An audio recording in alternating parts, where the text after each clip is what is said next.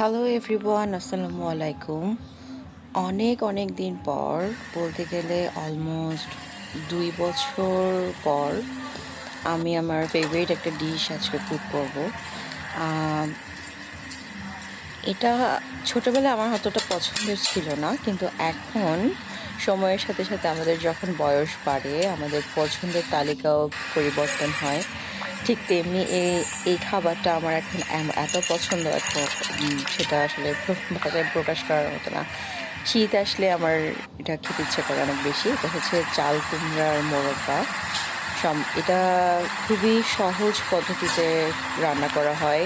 আহ, দুধ দিয়ে, তারপর হচ্ছে বাসায় যে ধরনের সহজলভ্য যেসব ইনগ্রেডিয়েন্টস থাকে হাতের কাছে, এগুলো দিয়েই।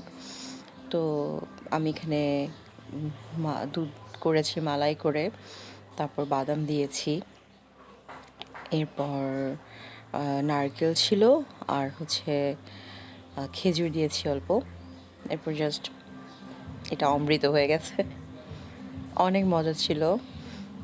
যদিও আমার আম্মু অনেক ভালো কুক করতে পারে, এটা আমি জাস্ট লার্নার। Thank you.